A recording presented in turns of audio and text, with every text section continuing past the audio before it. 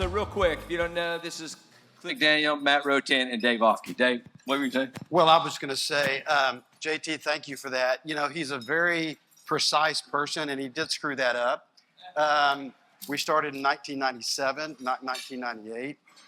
The good news was JT and I met in college, and so he skipped that whole part of my life, which thank you very much. But I will say, when I met John, we both were in a massive history class at UT. And we walked to class together. He transferred from W&L after playing football there. We walked to class together, and we'd sit down, and I'd actually have a notepad and take notes. JT would have the crossword puzzle. He'd put a big dip in, and he'd sit there and do the crossword puzzle every class we went to. So our first test came up, and he said, "Hey, Dave, can I take your notes?" And I'm thinking, you're dead. You're not going to do it. And, of course, he takes my notes. We come back after the test. He made an A. I made a B. So that explains my friend John Thompson. He's always been smarter than me. Thank you for your words. Oh, that's awesome. That's awesome. Well, thank you guys for being here, and thank you guys for being here. And before we get started, how many guys do we have at a Toolbox lunch for the first time today? Any first-time guys there? Yeah, welcome to you. Yeah. Really glad you're here. So I'll tell you a little bit why we have this panel up here today. And many of you will know this, but our tagline for Toolbox, as JT kind of alluded to even a moment ago, is helping men go beyond success into significance. That is, you know, a guy gets to the top of his game, and oftentimes, whether it's business, sports, arts, it really doesn't matter. You get to the top of your game, and there's still this itch you're trying to scratch. It's sort of the Super Bowl syndrome. You know, you got there, and now what? And so, you know, Toolbox aims to help guys go beyond that, beyond success into significance. And that could be said of any one of these guys individually. Again, as John alluded to just a moment ago, but our unique interest here today is what we call the lessons from the decades, is that they have journeyed together in business and in life. And together, that same tagline could be applied of going beyond success into significance. So that's what we wanted to kind of seize upon here for our own benefit today. You can see the picture of them. The top is when they started, and the bottom was about a month ago. So they haven't hardly changed at all. And but there's been a lot of miles and a lot of lessons learned there. So let's get started. First of all, partners for decades. You guys were co-founders of Southwest Residential and ARA in 1997, the way I mentioned it a moment ago. So let's start by, for anybody who's not familiar with that or even the real estate business in particular, kind of give us an idea. Maybe, Dave, you can do this, what that was all about, what ARA was all about, and what led you to step out and start that. Well, you know, life is humbling. My wife, Roseanne, is here. And I remember in 1986, JT was at CB Commercial, and I was trying to get a job there, and I couldn't get a job. And finally, in May of 86, I got hired by Will Penland, my dear friend. And so I met Roseanne probably 6 months later, and I was so proud to have this job. And I told her, she's like, "Well, what do you do?" And I'm like, "I work for CB Commercial, you know." And she goes, "Oh, I got offered a job there. I turned them down." And I'm thinking to myself, that's a nice start. Matt and I met in 1989 at a golf tournament. We got paired up, and we rode together in a golf cart, drank beer and dipped for 18 holes. And we were in the middle, kind of late towards the end of our round, and Matt finally said, "Well, what do you do?" And I said, "Well, I sell apartments."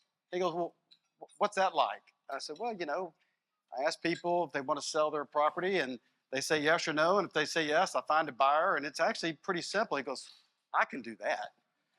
And so I said, "Well, you should call Will. I mean, Will Penland's a great guy. See if he'll hire you. I don't know." And so I said, "I will give you a little tip.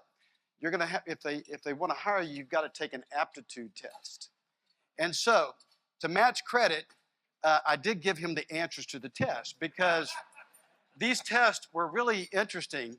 Like, a question might be, would you rather be the CEO of a Fortune 500 company, a professional golfer, a U.S. senator, or sell toothbrushes? And I said, whenever they say sell something, check that box.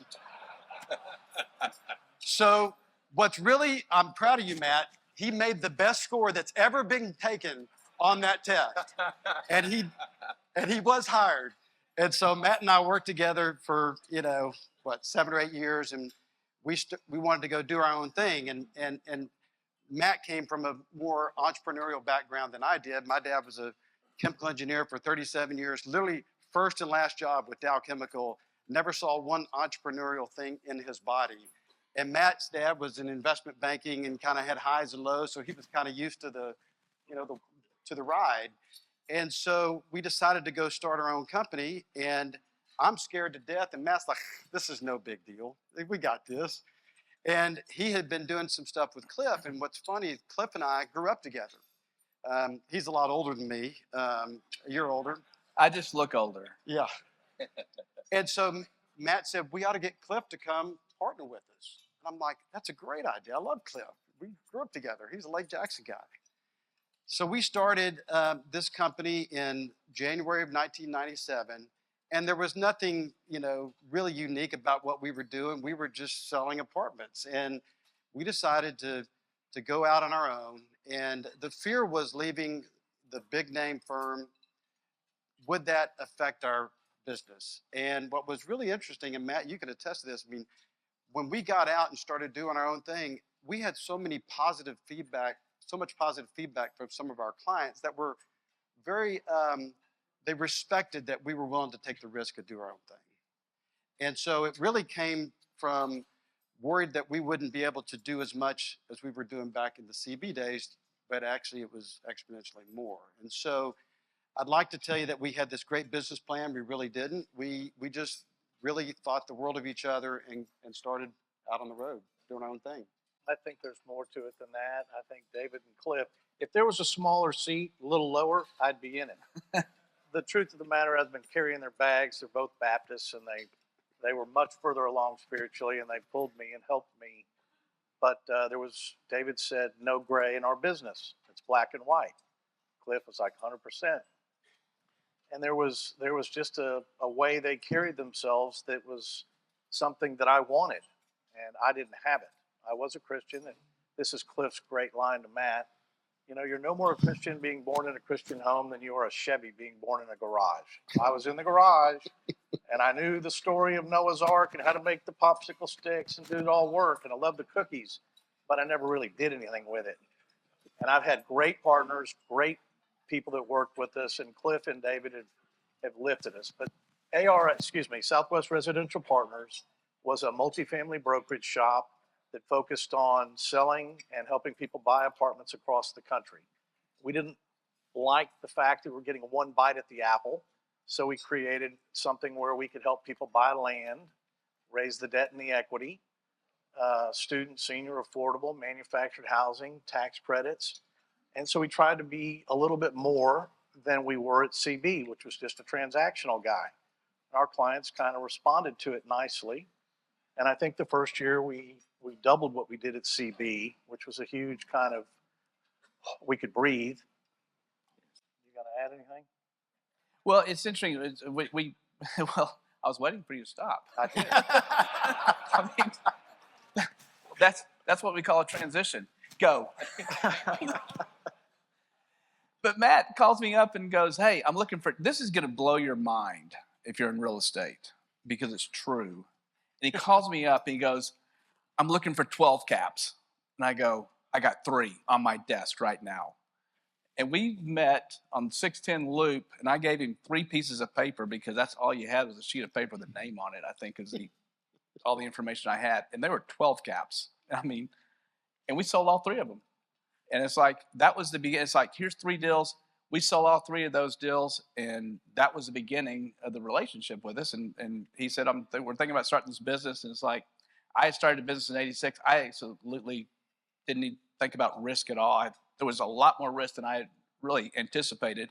And what I told Oelfke while we were sitting down, I said, what's not going to come across in this talk is how much by the seat of the pants this thing was. It was at any moment, we're done. Or, it's like, okay, and close up shop and let's walk away. I mean, there's so many, I'm looking back, there's lots of good chances, lots of opportunities you could have quit or do something else or whatever. But it's like, it's just nope, we're going to keep going. And we just kept going, and it just kind of built on top of itself. And it's like, I have a little bit of a philosophy about the Christian life, and it has to do with the way I see Jesus in the Bible doing ministry along the way. It's like he's just walking along, and here's some people that need some help, and he helps those people. Then he goes over here and says, "Oh, it's Sunday, so we're going to go to church, and we'll teach there." It was along the way, and I think a lot of the stuff that we did, in looking back on it now, it was just along the way. And I mean, there's a story that John Thompson alluded to, and it talks about our culture, and it's we had a normal office that was just like real estate, and guys are doing whatever they do, and it's like it was just normal. And then one day, the girl who's in our marketing, she comes in like on a Monday morning, and she goes, "Hey, over the weekend, went to a conference, became a Christian." I said, "Okay." And she goes, "I want to learn the Bible. Will you teach me?" Looking at David and I, and we're like, "Yeah, I guess we can." I mean, Well, this I don't was know. 3 years. This was 3 years after we started, and we were, we weren't doing a Bible study in the office, but we were active in our faith. And we both looked at each other like we have been asleep at the wheel. This is unbelievable. And I think for me, and we can talk. You may have a question, but for me, it was an aha moment of basically not separating your work life from your spiritual life. And I think there's such a draw. Maybe it's gotten a little bit better, but certainly generationally, where you couldn't talk about your faith in the workplace, and you certainly couldn't mix them. But when we started this study, not because of anything we came up with, it's simply because of Wendy saying she wanted to learn the Bible, it completely transformed kind of the way we looked at work and in our office. So you guys, you had even before that kind of defining moment, that was like New Year's Day of 2000 or something like that.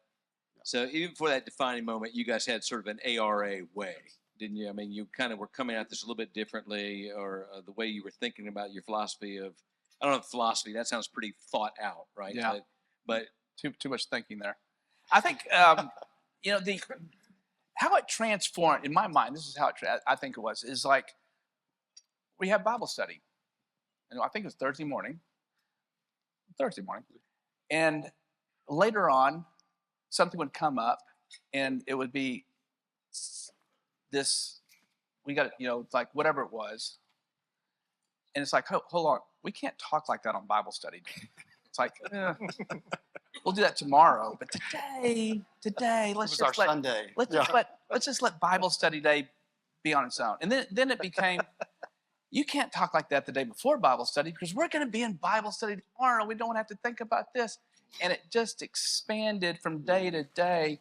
And then it's like, I love that. Okay, I've got to treat my employee nice because they're going to be in Bible study, and I'm going to be teaching the Bible. And it's going to be very embarrassing thinking about what I just said to them yesterday.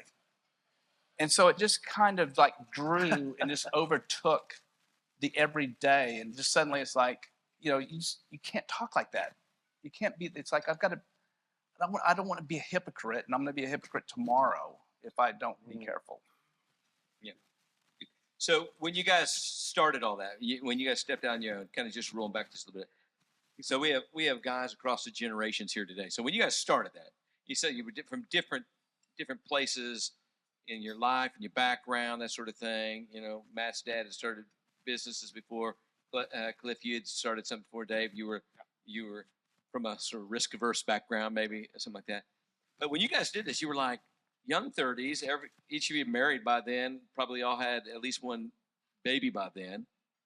So are there any? I mean, if you're looking at a guy who's in the room today who's kind of in that same spot, thinking about stepping out and doing something, you guys got something like, okay, here's the coaching point I'd give to you in that moment.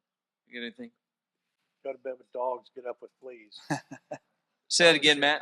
Go to bed with dogs, get up with fleas. Who you hang out with matters. How you carry yourself is a witness to other people. I remember Cliff and I called a client who was in Denver, and the guy was down on Christians because they were great Sundays, and balance of the week they just didn't carry themselves the way they did on Sunday. Cliff was a witness to this guy, Mark Rioch. And I've always thought of that moment early in our careers. I was like, ooh, I got to repent a lot. People are watching. I was talking to Cone a minute ago. My evil cousin comes out, but I figured out how to repent quickly. A couple of Baptists, but they helped me. And I think finding people that can help you with your spiritual walk. Can't remember if it was David or Cliff, but he said, you're going to join a church. You're going to figure out who Jesus is. You're going to study and learn. And the last thing that's going to come is whose it is. The last thing that comes in your spiritual walk is figuring out how you got where you are and who takes care of you and where it comes from. And, when you have kids, when I got married, obviously I was a Christian, but I wasn't doing anything with it. These guys really helped me move forward and getting involved in doing things. Generosity did not come easily. It was something that I figured if I'm going to get further along in my walk and be better for my children or my wife, I need to figure out how to be a little more generous. And tithing was not easy, especially when they're Episcopal and they don't talk about it in the church until you have money. Baptists talk about it on, when you're 2. So I remember Oelfke was going, hey man, I'm so tired of you. Just go 5%, 6%, 7, get to 10 and get it over with. And, both of these guys helped me with that. And I think it was one of the cool things in our partnership when I was dragging, which I did most of the dragging on this partnership. They would always lift me up and push me forward, help me get involved in things and help me realize that I didn't mind. And I can't ever repay them for that. Yeah, sorry. Yeah, I'm just thinking that the verse in Proverbs that talks about as iron sharpens iron, so one man sharpens another. So I love the effect these guys have had on you. Dave, what can you say? Yeah, well, I was just going to say, to answer your actual question, no dig, Mac. That's a dig. We've been up here for 15 minutes, and you can probably figure out we're very different, each one of us. And so one of the things I think that was really powerful is just having complementary skill sets as a team. Secondly, we did everything that we could possibly do on our own effort, if you will. We were very competitive. We really wanted to do things with excellence. We had passion, we had hustle, we had all these things that we could bring to the table.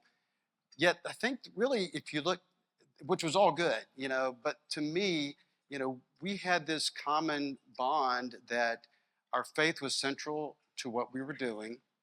And I really think that, God blessed our business. Yeah. And I don't have any other way to explain it. Yeah, that's great. You get something?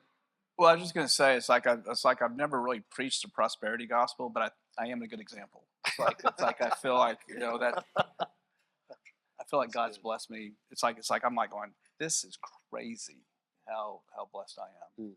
So I'm going to ask you to share a particular story if you can remember it. You remember one time you and I were doing something together, and your big message was, "It's going to be okay." Remember that? Yeah. Can you do that? Concise that? Huh? Yeah.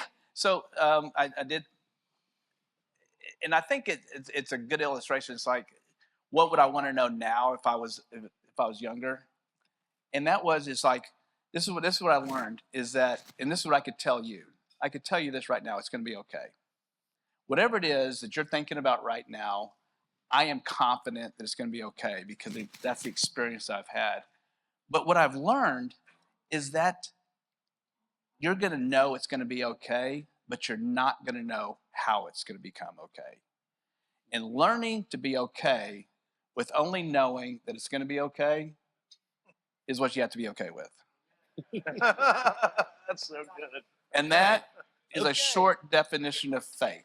It's going to be okay. I don't get to know how it's going to be okay, but I've got to learn to be okay with only knowing that. That's so great. I've repeated your saying that to a lot of people over the years.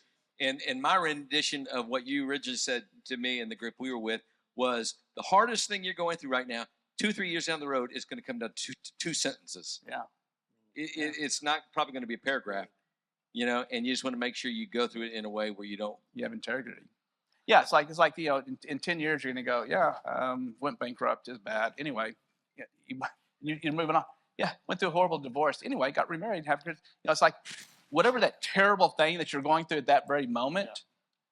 In 2 or 3 years, everything is boiled down to just a moment. But the integrity, what you had at that moment, that's the lasting piece. Yeah. That's awesome. So good. Yeah, you know what's funny is that epitomizes Cliff. He lived that way every day. With it's going to be okay. He's not up here just telling you, oh, this is how you should act. That is Cliff. It's so true that you are always like that. That's awesome. So how about other thing? Anything else you guys have learned from and seen in one another? I mean, this brotherhood sense, this friendship part of this. Any other ways that you go, this guy has affected my life, what I've learned from him, anything along those lines? Well, do we get to pick who we get? Yeah, we already did. Right. I get Matt. Yeah, I've got Oelfke. I've got Oelfke. You got me, so stuck with it. Lord. So let me tell you, this is I don't even know how to say this without embarrassing him, but it's too bad. You're just gonna have to live with it. It's like Oelfke is the most talented person you know, and I don't even know who all you know, but I already know that. It's ridiculous. It really is. It's too much. God gave him way too much. I mean, looks, sings, super nice, scratch golfer. I mean, it goes on and on. I mean, it's just like it never ends. And it's like I always thought to myself, if I had that much talent, I'd probably be better than him. I don't even know. It's like I'm sitting here. Priceless. I'm stuck with mediocrity, intelligence. And it's like I'm having to do the best with what I got. He's like, just like, oh, it's just, so it's spare.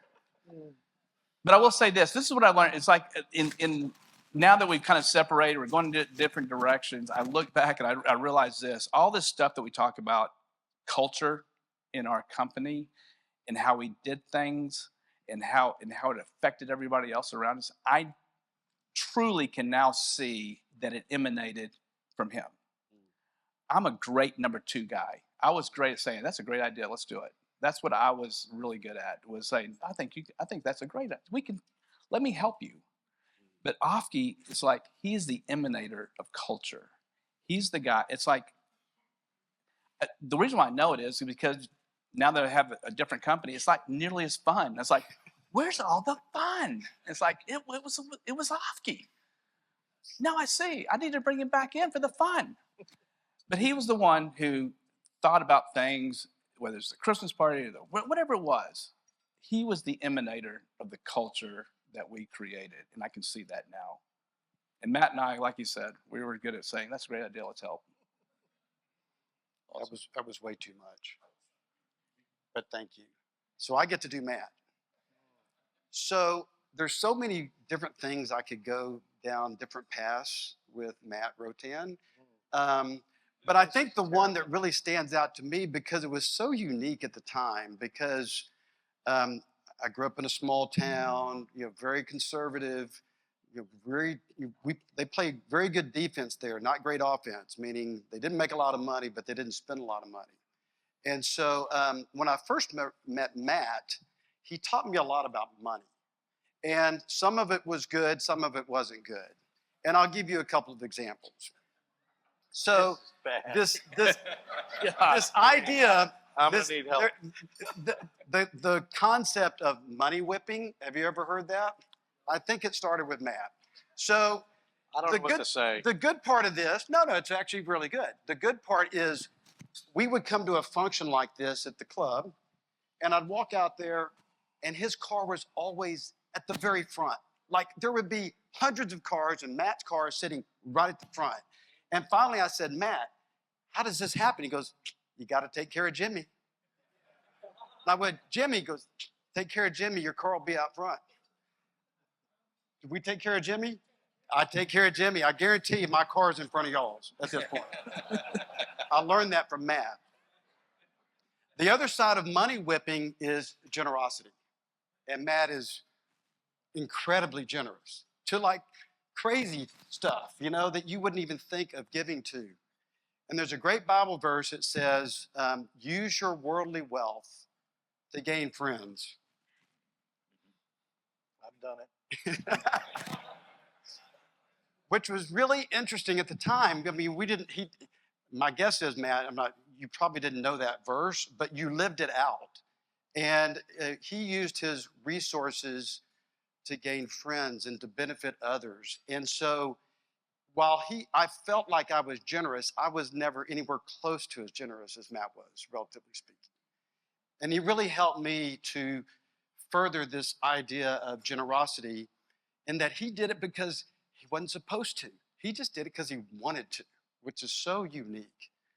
So this idea of money whipping that I learned from Matt at an early age really did benefit me, not only getting my car before everybody else, which has been incredible. Thank you, by the way. I got you. I think Jimmy's loving this talk, by the way. Take care of Jimmy. Where's Jimmy? But also just to give generously, give in a way that you don't have to people that you don't have to, for reasons you don't have to. That was Matt, and I really do appreciate his modeling that for me. The other thing I learned from him was the cost of things. And it's like, wow, that seems expensive. It's $1,000. And Matt would go, I'd pay $2,000. So for me, I'm getting it for half off. And that helped a lot. Yeah. That's not exactly the way it went down. I told my mother early on, if you'll just help me buy these shell cordovan loafers, they're $280, I'll keep them a long time, versus the $60 pair that I wear out every 12 or 18 months. I wore those shoes when I left my wedding. I had them 15 years. I'd rather buy quality. But I would tell you what these guys have done for me is they've helped me become more kingdom oriented with what I give. And that was huge. And then giving my time. I was never really good at giving my time. And early on in my career, I got involved with a charity, and it's been something that I've gotten way more from the charity than I have to Boys and Girls Country. I've been on their board 28 or 9 years, and I love what they do. And quite frankly, if you get involved, you don't need to know the kids. It'll just make you cry. But the truth is, giving my time gives me more. And I feel blessed to have what I have. I shouldn't have it, but I've had great partners. That's the facts. You know, I sometimes feel in settings like this, like my job's a little bit of like a tour guide. You know, tour guide kind of makes sure people don't miss what they're seeing. And so this is a great fun conversation. But these are guys who have been in business together for like 30 years. I'm sure that you have seen that same trail littered with relationships that have blown to pieces in that period of time. And to see three guys who've done that journey and know and love and stand with one another in the same period of time, I think we don't want to miss that. That's absolutely beautiful. I'm going to turn our conversation here just for a little bit, okay? So when you guys sold ARA in 2014, when it was written up, it said ARA was the nation's largest privately held full-service investment brokerage network focusing exclusively on multi-housing industry. Okay, I assume you guys know what that means. But it doesn't matter how you slice it. It sounds like it was a success, right? So you guys have already talked about, you know, being generous, and you talk about being blessed, like you've been receiving a lot. So I'd hate to have a conversation with this many guys without having a little bit of a frank talk about money. You talked about generosity already, but you know, you're going on this journey, and all of a sudden, you know, I know one of you in our conversations used the word you deal with a smash of cash and all these kind of different things that you're part of. I'd like to know what you've learned in this, you know, and Well, we were talking about this before this deal. It's like at some point in your life, it's like, you know, or it could happen. You realize you got money. It's like, and this is what I've learned about having money. It's like, you know, earning money is fun, and spending money is fun, but having money is work. It's just a lot of work. And I was telling Oelfke, I said, I feel like it's like a job, like having like a baby. And you have this baby and like going, take care of the baby. Got to make sure the baby's okay. The baby's in the street. Get the baby out of the street. Where's the baby? It's like, and then you go to your friend and say, I'm going to let you babysit the baby. But here's what you need to know about the baby. I need all the baby back. I can't go to my wife and tell her that some of the baby disappeared, okay? And I know what you're saying. We can always make another baby. I'm old. I don't want to make another baby. I want to keep this baby. It's just a lot of work. That's so good. It's hard to top that. I'd say I've learned that when I'm good with my money, my heart feels different and my stomach doesn't have the butterflies. Wait, come on, give us more on that. Your heart feels different. Yeah, I'm calmer. People that know me, I was talking to Cone and Geezer and all these guys, and I get my move around a little bit, and I repent a lot. But the truth is, I know Jesus, and these guys have had a huge hand in helping me get closer to Him. But I think they've taught me a lot about money, and money is not how you keep score. And if you're keeping score that way, you're going to be broke. And I don't keep score with money anymore. I used to. My dad was in the 80s. 86 was rough. And I've always been pretty disciplined. Everybody thinks I'm the risky guy. Bull. You want to gamble on golf, gamble on cards, let's go. But if you want to think about it, Oelfke's the one that takes risk. He just can quantify them. And once he can quantify them, we're ready to go. And so I've just had great leadership around me a long time, and people we work with and my partners. I'm a blessed guy. Much more blessed than they are. They were so good already when I met them. But they were good leaders for a lot of people, not just me. Dave? Well, I would just say the interesting thing is our business for 30 years, the only metric for the most part is money. It was what was the fee, how much of the fee, it was 100% evolved around money. And so it's really difficult when you know there are more important things in life, but what else is there in the brokerage business? It's like some of you guys are out there, it's just about The top 10 list. the fees, So I think for me, was coming to a realization that, yes, we're competitive. It's fun. It's so fun to win. I mean, good grief. I mean, it's just so fun. Yet there's a bigger purpose behind the winning. And so what are you going to do with the resources? And I think for me, coming to realization that it doesn't mean you shouldn't want to win. It doesn't mean we have a very good mutual friend who's really good at winning, meaning he makes a lot of money, but he gives a lot. And so I think if God's given you the ability and the talent and the opportunity to go and be successful in what you're doing, go do it. Go make as much as you can, but just know that's not going to satisfy. And at the end of the day, it's everything that we have is at disposal for whatever God has in mind, whether it's house or stuff or a club or whatever it is, which is fine. But just know that itself is not going to satisfy. And I think you have to have a little more gray hair to get there for that, I think. The first 10 years of my life, it was fear and greed. That's what motivated me. It's like, and they're pretty good motivators, honestly. So Say that again. The two things that motivated you were? Fear and greed.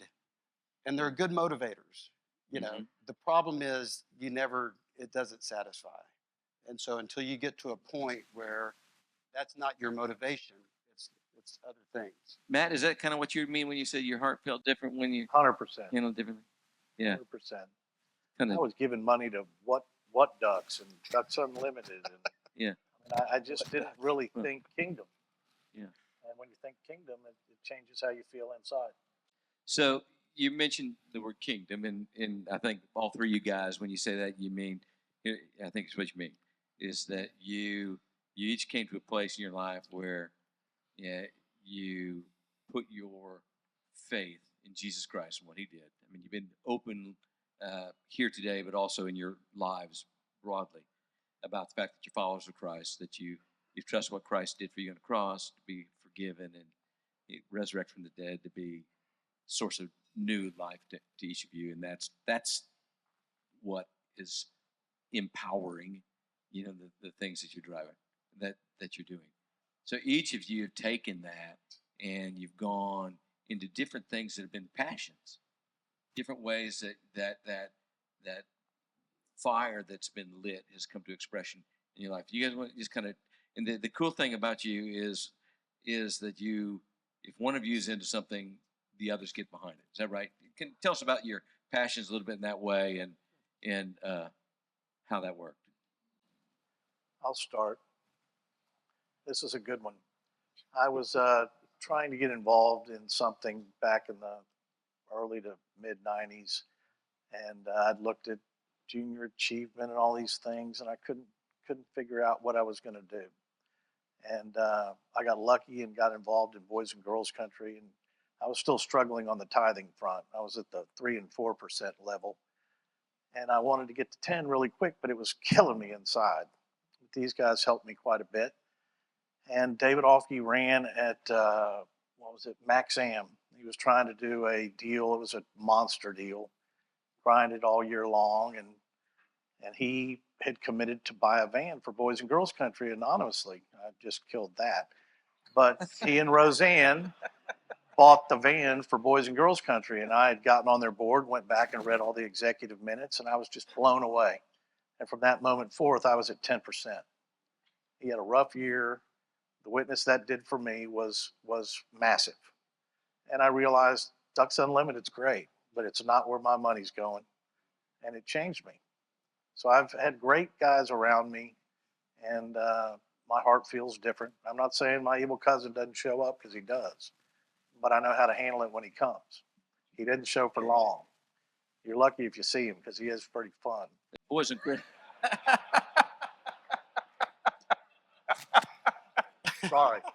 Sorry, that's the truth. Oh, that is a true statement. It's true. So Boys and Girls Country is in the center of Matt's passion. Yeah. Cliff, tell us Well, about I mean, if you want to hear a story, this is Yeah. kind of funny. yeah, this is cool.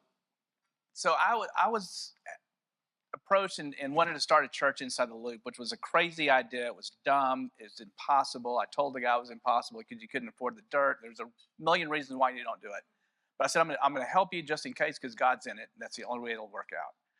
And so sure enough, we were meeting at St. Thomas High School, and a church down the street, West End Baptist, was down to 26 members, and they needed help because their building was being condemned. And so they approached us and said, hey, look, is there anything, maybe we can do a merger here together? And they were thinking about it. And I said, man, that would be awesome. I could not believe that we were going to get a building and given to us. It's like, that is God. It's got to be. And so I go to our Bible study on Thursday morning, as we all did, and Oelfke wasn't there, but I asked for a prayer request. I said, this church is trying to decide whether to partner with us and give us this, and it will be amazing. Just pray for this pastor. So at lunch, Becky Dosh, if you know the Dosh family, Becky's the good one. I think we all know that. She comes up to me and goes, Cliff, I want to talk to you about your prayer request.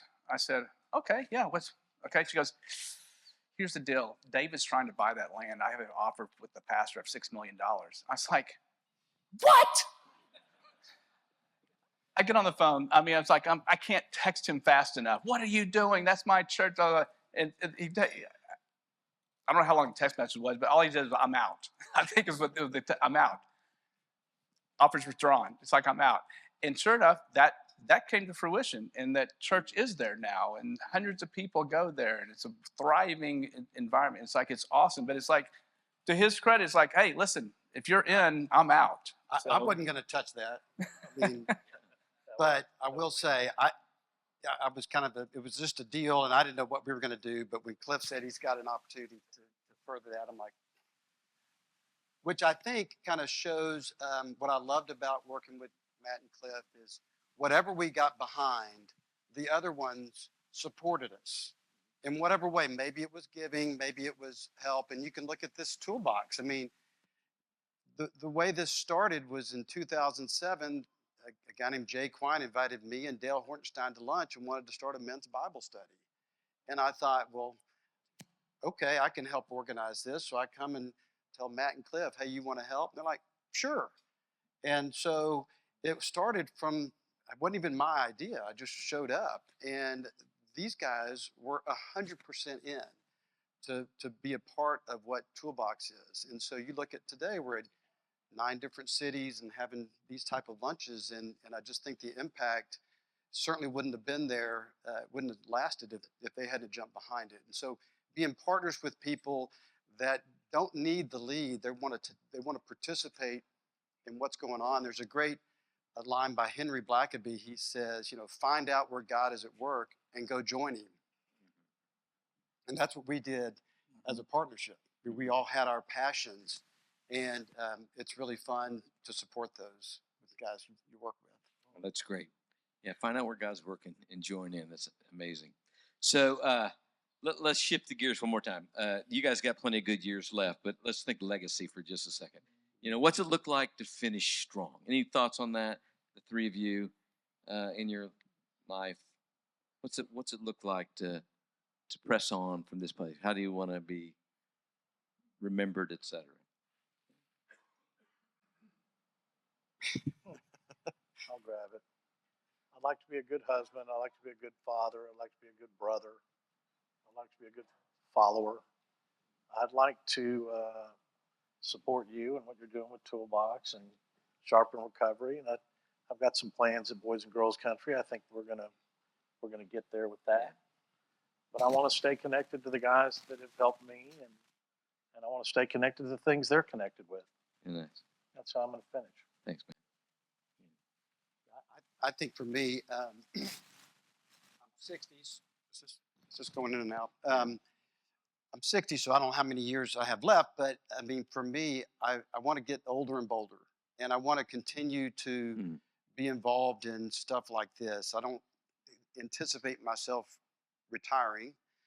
But there's a great passage in Joshua where this guy named Caleb, who's like, 40 years old, and they would try to take the promised land, and they got basically, his group said, let's don't do that. And so they got stuck in the wilderness for another 40 years. So it's time for them to go take it again. And he's 85 years old.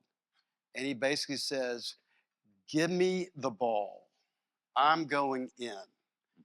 And I want to have that attitude, not to just go play golf every day or whatever, which might be good for a while. But I think ultimately to be able to stay connected relationally in the workplace, have impact that you can make, and I think the legacy will follow. Just depends on kind of what your priorities are. Oh, I like that. Legacy will follow. That's good. Cliff?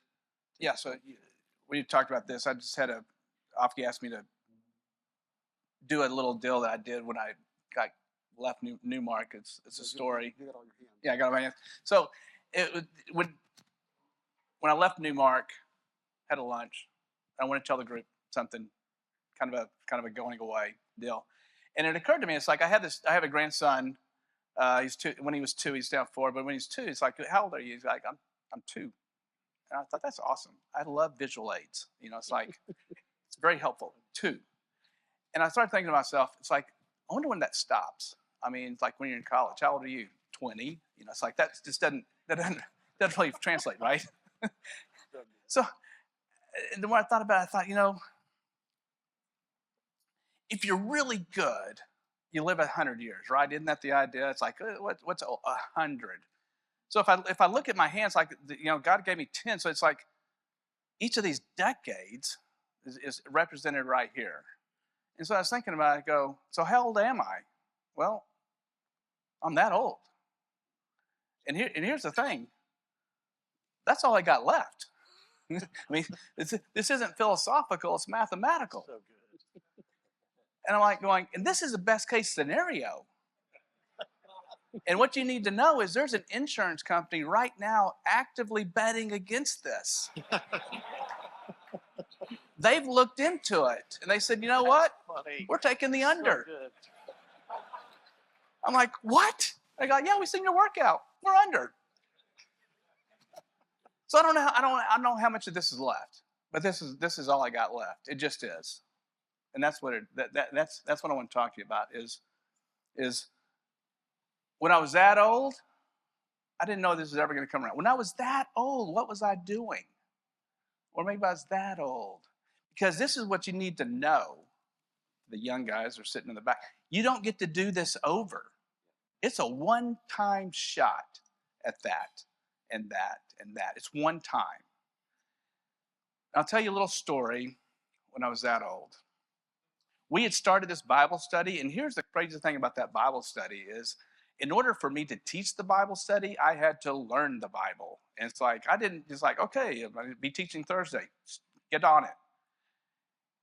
So I'm on a plane coming back from I don't even know where, and I pulled out my Bible study material that I was going to study and teach this come Thursday. And this lady is sitting next to me, and I hadn't even said hello to her. And she said, "Can I ask you a question?" And I go, "Yeah, sure." She goes, "It looks like are you a Christian? It looks like you got Bible study." I said, "Yeah, I am.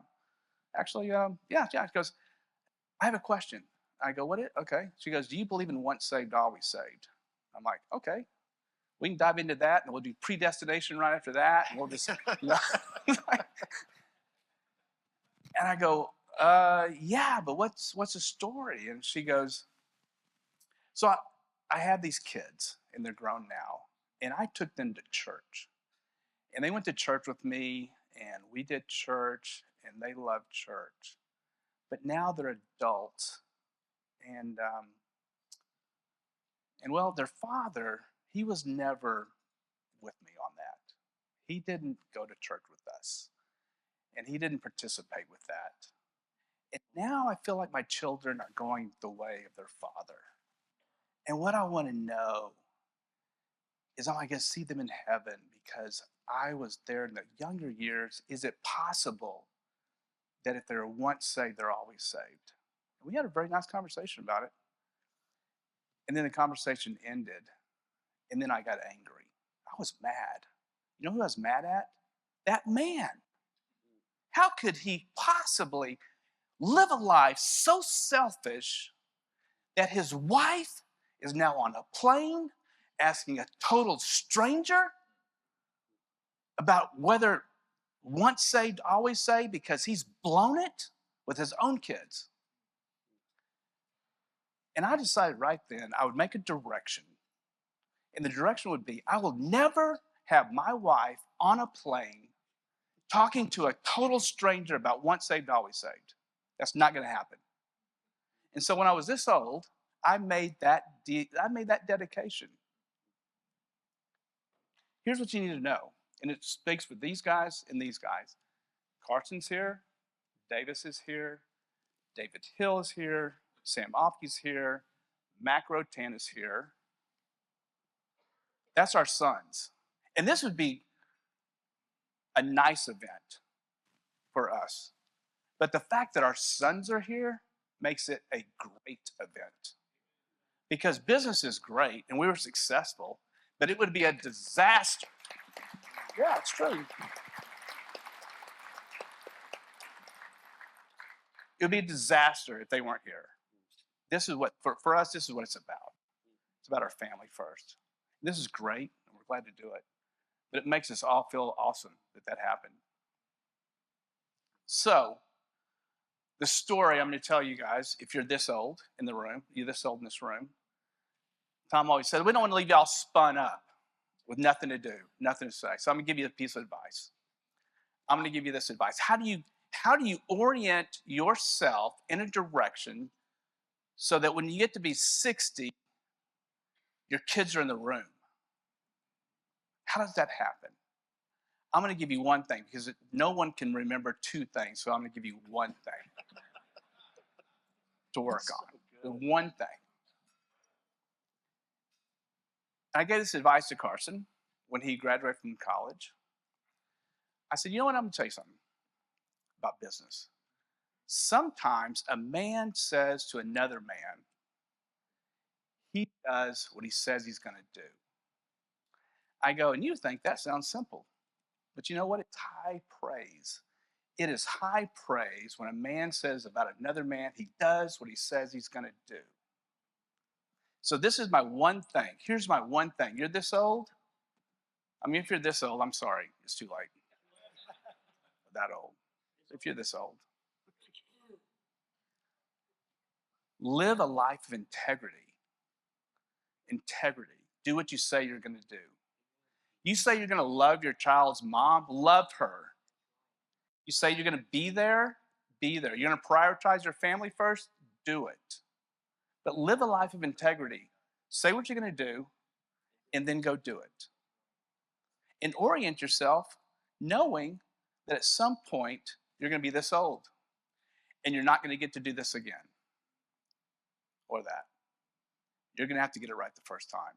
That's just the rules. That's it. Awesome.